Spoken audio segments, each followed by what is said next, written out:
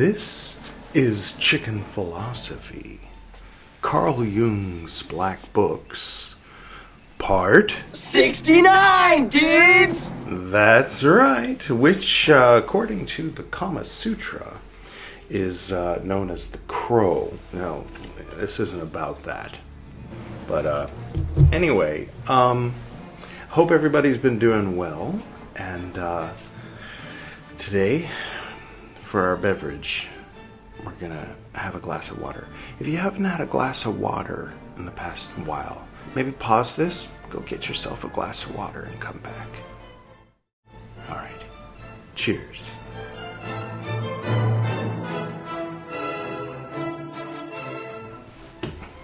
And this, I honestly have no idea what kind of incense this is, but it's good.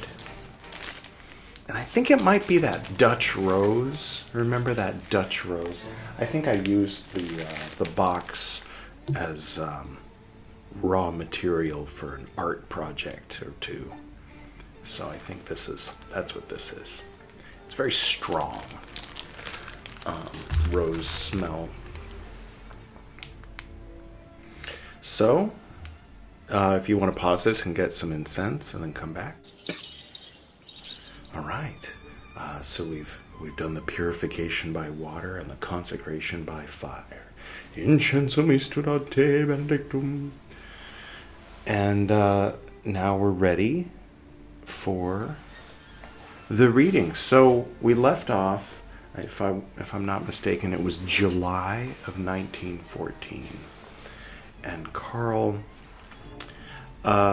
World War, he wrote a thing on the 21st, and then World War II officially started. I mean, the assassination of the Archduke Ferdinand of the Austro-Hungarian Empire by a Serbian named something. That happened a week after his last entry, not 4 days. In the previous episode, whoever that was, BT, said 4 days, or said a week, and then Editor Edwards said 4 days. They got it screwed up. It was a week. And then, so when World War II started kicking off, so did Carl Jung with parts 1 and 2 of the Red Book. Now we're going to do a dive into the Red Book. I think that's going to involve a lot more like scanning of pages or putting things up on the screen and talking about it. So we'll do that in the future. We're going to finish these black books. Then we're going to jump back here and do the Serpent Power. And then the Kundalini Yoga. And then probably we'll dip into the Red Book. I think it's safe to say.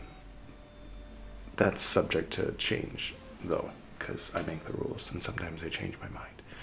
But I try not to. All right.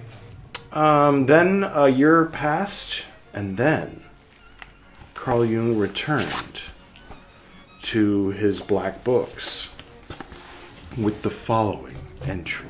Editor Edward, would you switch up the music? June 4th, cross out 4th, 3rd, 1915. Today I saw an osprey suddenly plunged down not far from me. He seized a fish from the water, a sign. Night 3/4. Okay, so he was working through midnight, I think. 1915. Dream. Foreign city. Big lime trees. Overnight, an extreme cold has descended. Ice on the roads. The leaves are bent from the frost. Clear reflection in the dream. How was it possible that, in spite of the warmth of the last few days, it could suddenly turn so cold overnight? Yes, cross out yes, precisely now in June. Parentheses, similar dreams before the war. Okay.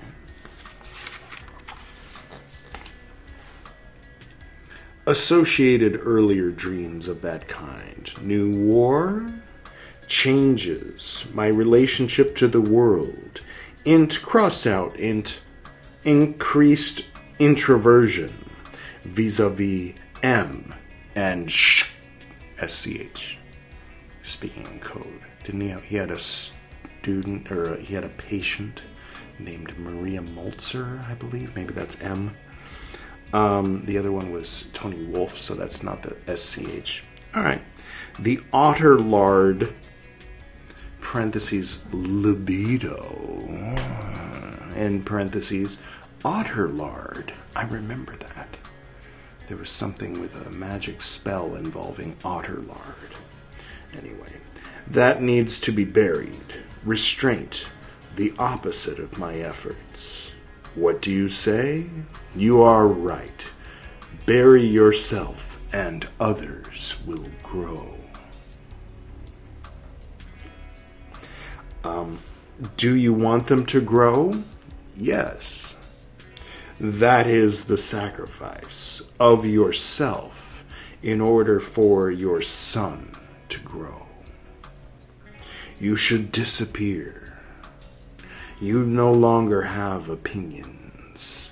Disavow all meaning.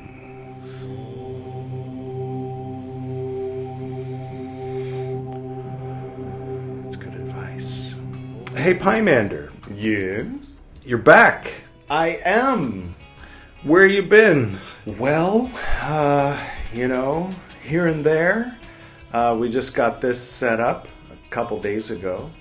And so I'm back. All right. Well, it's good to have you back. Anything new? Yeah, actually, yesterday we had our first episode in a while, a little less than a month. It was Buddhist Books 259, Tipitaka 171. Thanks for asking. You can watch that right there later or now if you'd like. Cool. So, of course, the next episode will be 260, ends in 0, which means it'll be Life and Liberation of Padmasambhava. All right. Well, I'm looking forward to that. Always enjoy me some Om Mani Vajra Guru hum, if you know what I mean. I clearly know what I mean. All right. Well, thanks for stopping by. Of course. Thanks for having me. All right. Anyway, he's back. You got it. All right. Picking up where we left off. So then he skips 5 months. September 14th, 1915. I want to turn you around. I want to master you. I want to emboss you like a coin. I want to do business with you. 9 Inch Nails. Yeah. He wants to do things to you, but different things. Sorry, what? I want to do business with you. One should buy and sell you. Oh, this is more like Berlin. Yeah. I'm a man. I want a variety of things that are inappropriate for a man to be in a song with such a title, I'd say. Puritan that I am. I found something. I never found the Benedict, but I found this. It's Dzogchen. Let's put Dzogchen. Okay, so these are the 5. I'm doing a little bit of Pymander. This is all stuff that gets covered over on Pymander's channel. Pre-sectarian early Buddhism, Theravada, Mahayana, Vajrayana, Tibetan variety, Vajrayana, Japanese variety, and Chan/Zen. But if we take it back to the Tibetan variety of Vajrayana, then we've got the yellow hat, we've got the Sakya school and the Karmapas thing, and then we've got Nyingma. And Nyingma evolved into Dzogchen. Notice some similarities between this necklace and that symbol. Alright, let's bring it all down. So, now you know. The previous one was Benedict. Benedict started monks in Catholicism, kind of. So he's the big monk guy. Anyway, but the guy known as the Benedictine abbot is Johannes Trithemius, teacher of Agrippa and possibly Paracelsus. Something like that. Anyway, sorry. Where were we? I want to turn you around. You should pass from hand to hand. You know what you have in common with a doorknob? Everybody gets a turn. This isn't actually directed toward you, the viewer. This is the you, whoever Carl's talking to. I'm being silly. I'll just keep reading. Self-willing is not for you. You are of the will of the whole. And that's W-H-O-L-E, though I wish it were H-O-L-E for the sake of the theme of this episode. Let's take it down. What was I was going to say something. I really was. Yeah, I think Carl's talking to himself. But in a healthier way than when he was talking to his I or to his soul. It has been some time. Over a year now. Long ago. It was 1914. But now, modern times. 1915. September already. Recent stuff. Okay, sorry. Gold is no master out of its own will, and yet it rules the whole. WH in this context. Despised and greedily demanded, an inexorable ruler. It lies and waits, Madeline Kahn. But the servant waits, while the master waits. Sorry. I'm sorry. Okay, I'll just keep going. It won't all be this silly. He who sees it longs for it. Of course, we're talking about water. Oh, a mirage. Oh, give me more mirages.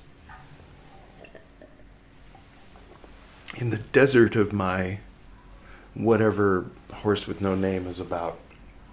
All right. Yeah, okay.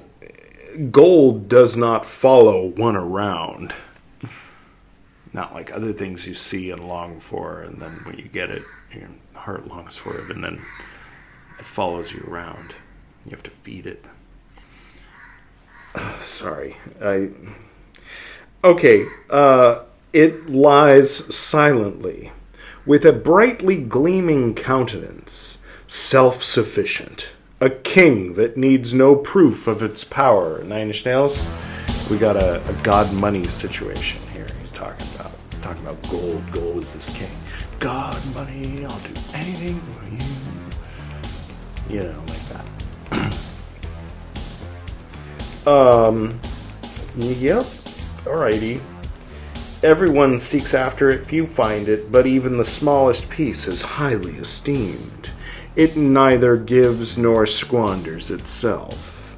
Everyone takes it where he finds it, and anxiously ensures that he doesn't lose the smallest part of it. Everyone denies that he depends on it, and yet he secretly stretches out his hand longingly toward it. Longingly toward it, yeah. Must gold prove its necessity? It is proven through the longing of men. Ask it. Who takes me? Who takes it? Has it? Gold does not stir. It sleeps and shines. Its brilliance confuses the senses. Without a word, it promises everything that men deem desirable. It ruins those to be ruined and helps those on the rise to ascend. The rich get richer, the poor are getting poorer. It was true in 1914, and it was true today. We now have a president who's promoting it and cleaning it up and making it happen even faster, accelerating the rate to be more unfair to some and give more to others. Just a blazing hoard is piled up. It awaits the taker. What tribulations do men not take upon themselves for the sake of gold? Have you seen Money Heist? Let's play that song. All right. Gold waits and does not shorten their tribulations. The greater the tribulations, the greater the trouble, the more esteemed it is.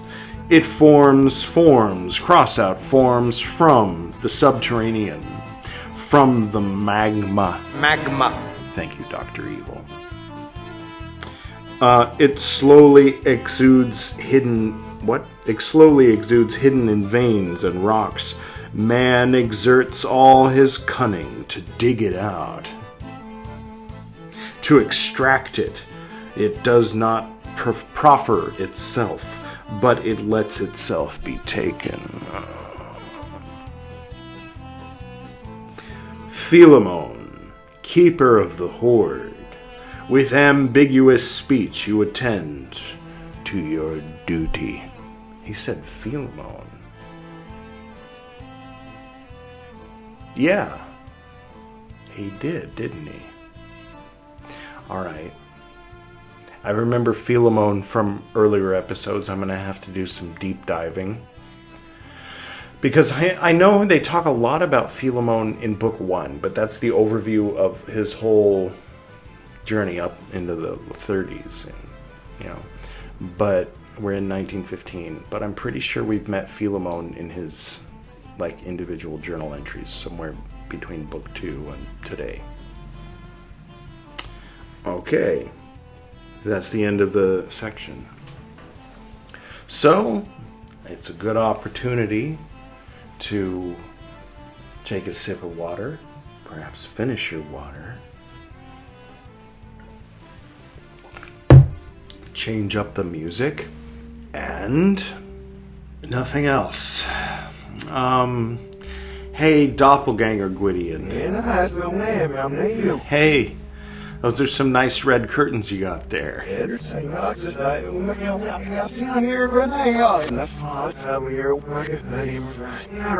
think you got the wrong idea, doppelganger Gwydion. You see, I'm the real Gwydion, and you're the tulpa, as in you've got the Twin Peaks thing going. So.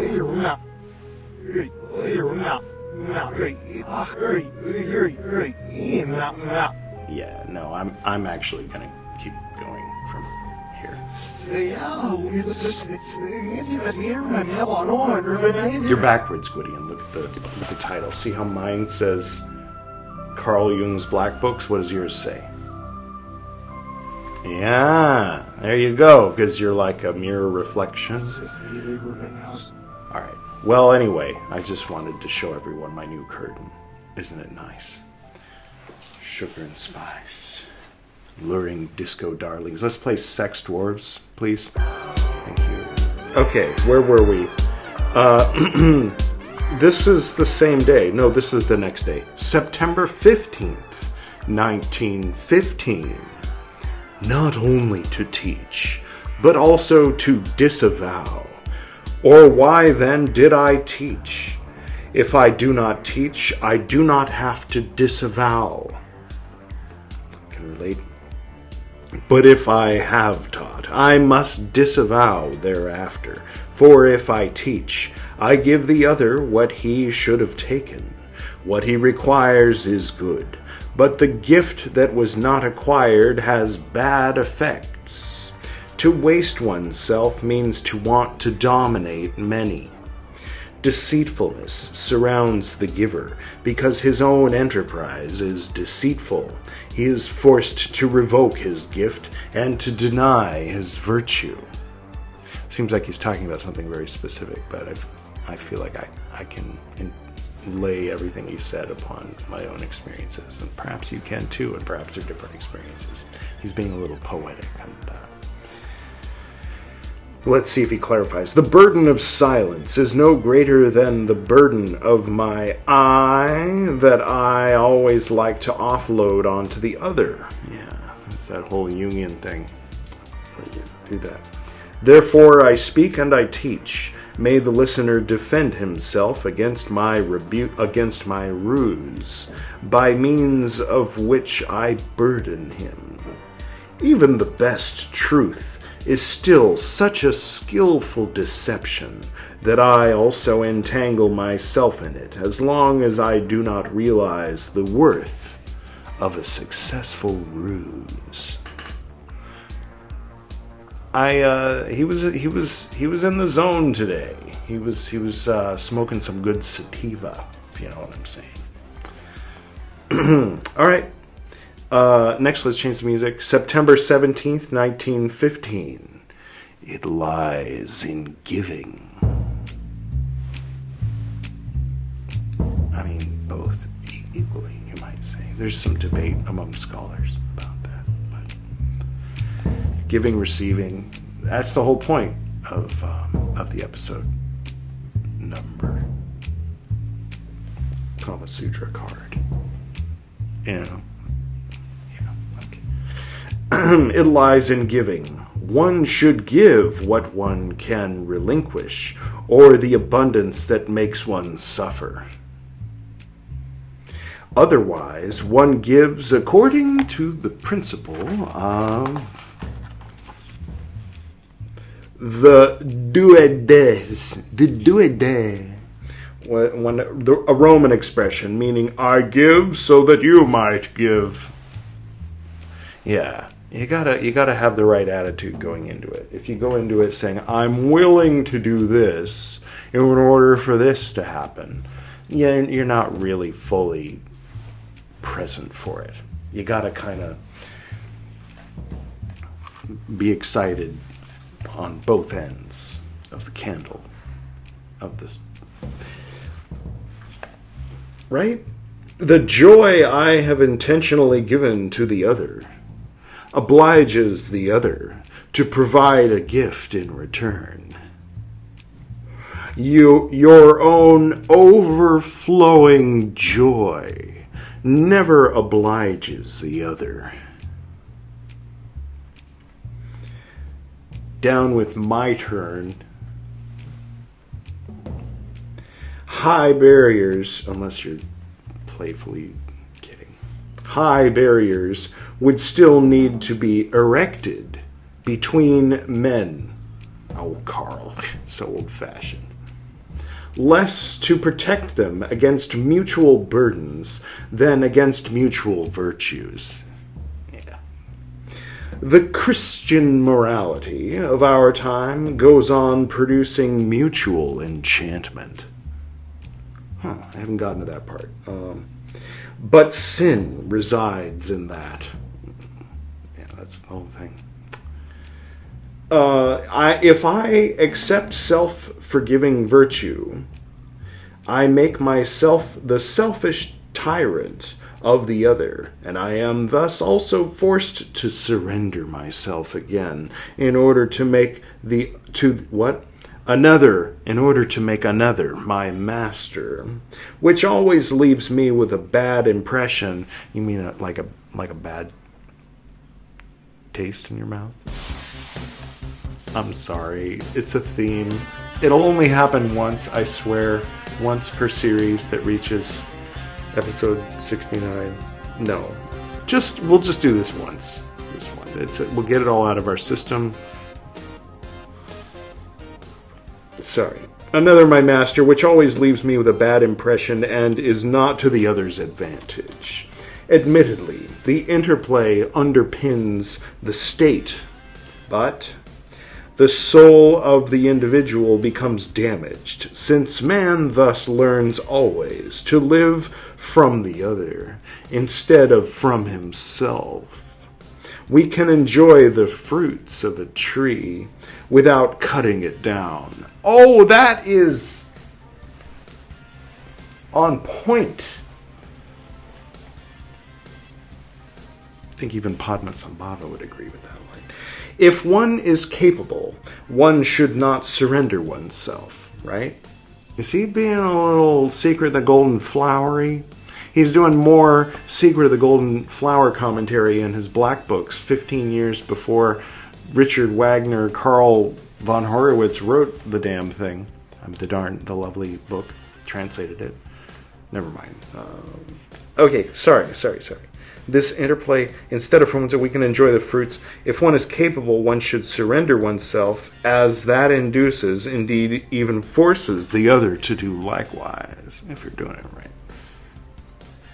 I can't help it with the subject matter. He's setting me up with every line. Not that it would be a beautiful or a pleasant thing to live with oneself, but it serves the redemption of the self. He who falls away from himself has not abandoned himself.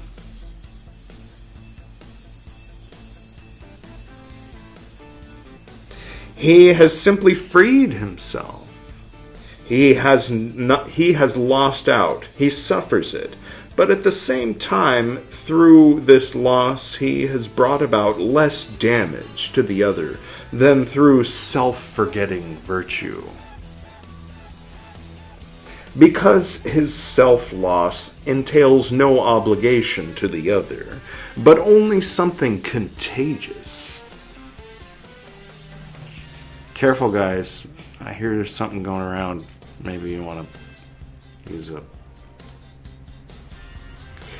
This occurrence belongs to the natural events in human life. Normally, a better knowledge of the self follows from it. Self-forgetting virtue is an unnatural alienation from one's own essence. You ever see Dr. Strangelove? Which is thus deprived of redemption. But, cross out but, also on point.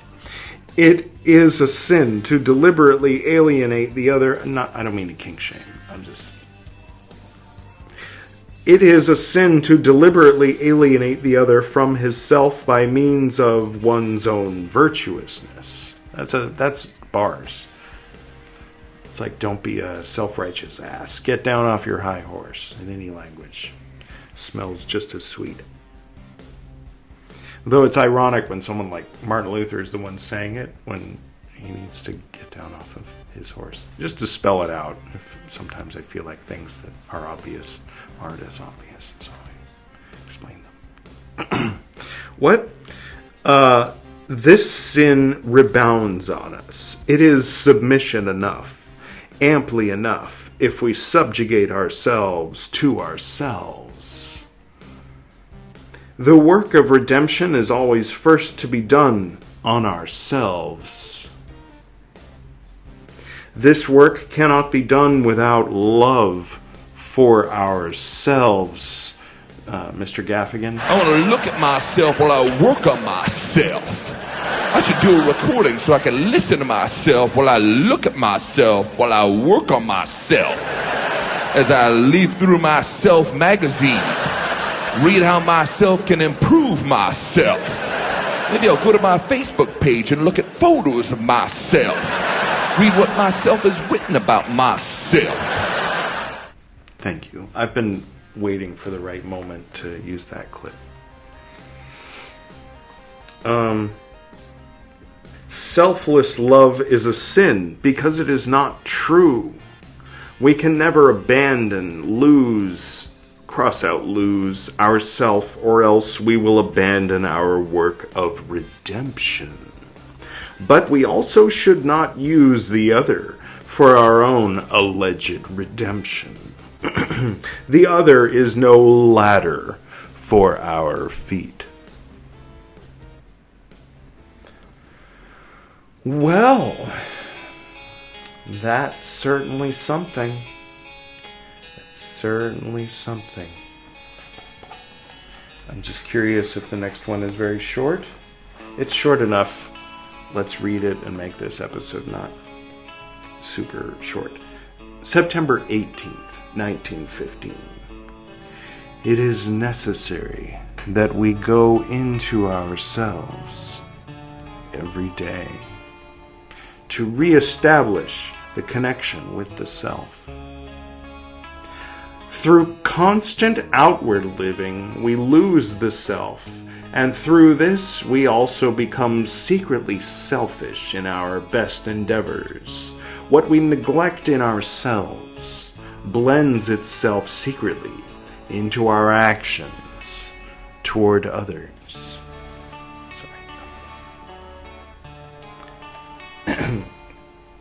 Through uniting with the self, we reach the God, the capital G, who unites heaven and hell in himself. This self is not God, although we reach the God through the self. So says you, Mr. Still on the exoteric Kool-Aid man. The God has the power, not the self.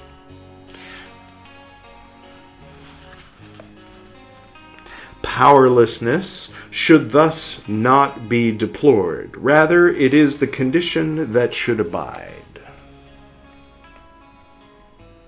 Well, Ibn Arabi says, God is existence and beingness itself, and that the individual selves are temporal illusions that pop in and out of existence. So, if Carl were sitting in front of me, I'd propose that as a counter argument to his, I'm just a little ant. God is so big and powerful. All I can do is be. He doesn't be. He powers. I be. I'm not God. It was 1915. Carl had a little further to go along his path. Let's see. I'm just saying. Right. The God acts from within himself. This should be left to him. What we do to the self, we do to the God. More or less, out of context, in a vacuum, that second half of the sentence lines up with part of the speech. Which speech was that? Blessed are the poor. The Sermon of the Mount. Anyway, if we twist the self, we also twist the God. Don't twist too much. You'll have to go to a doctor. It is divine service to serve oneself. In serving yourself, you're serving God. We get it. There's a theme this week. We thus relive humanity of ourselves. Quote, bear ye one another's burdens, end quote. Has turned into immorality. Yeah, you got to stop thinking of this as immoral. This is doing everything that you're saying. In one picture, one frame. All right. May each carry his own burden. That is the least that one can demand anyone to do. We can at best show another how to carry his own load.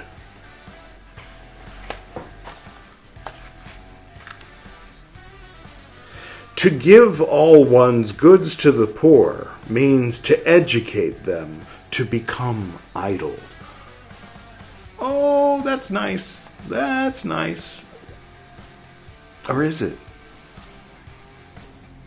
Pity should not carry another's load, but it should be a strict educator instead. Where are you going with this, Carl? Solitude with ourselves has no end. It has only just begun.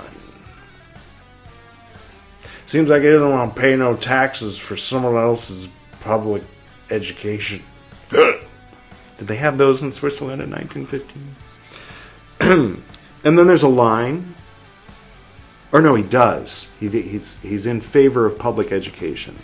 He just doesn't want to just feed people. Go to school. Learn how to get a job. Seems to be implied in what he's saying. Or maybe he's using that as a metaphor, but it's an awkward metaphor. But it was 1915. Fair enough. Fair enough. Even closer? What? Even deeper? Into the grave of the God? Is the place of our work in the vault itself?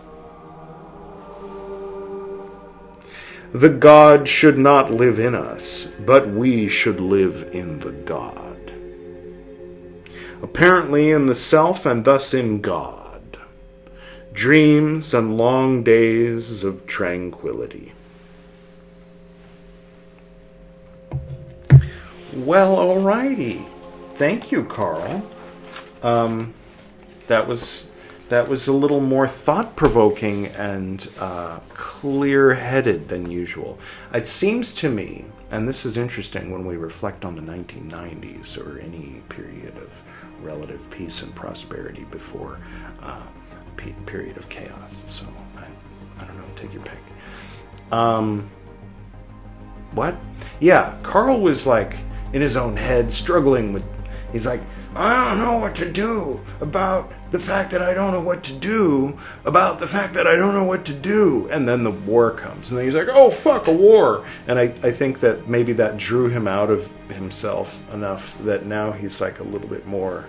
I mean, like, as we know, he started taking his work more seriously and thinking it was more important and more urgent that he get it out there and refine it and perfect what it is he wants to say.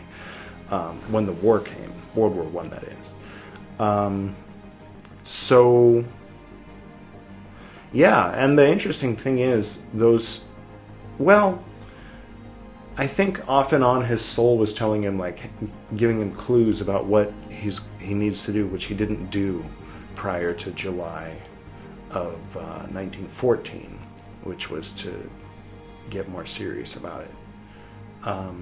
But he was beating himself up for not being serious enough about it. Like, that went on for a while. But it all seemed to kind of come into focus, into sharp focus of, like, you need to isolate yourself and get really serious about your work. And then the war came.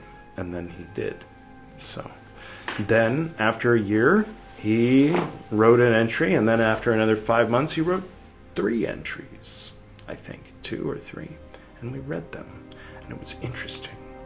So if you enjoyed yourself and you would like to go on adventures like these with me and BT, if you want to say hello. Hello to the new people. Welcome.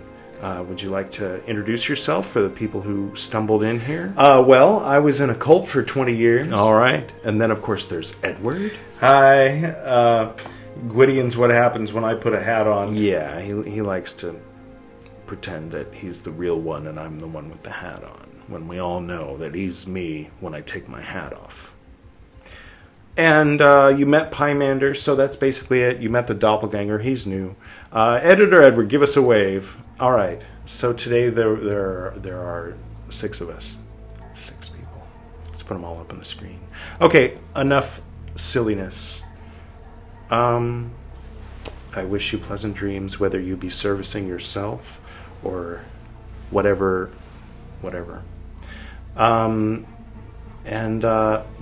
Next time on Chicken Philosophy, it's going to be BT doing Nag Hammadi, as it was in the beginning of Nag Hammadi. Not the beginning of Chicken Philosophy. Well, no, that was Edward doing Carlton. Okay. Until next time.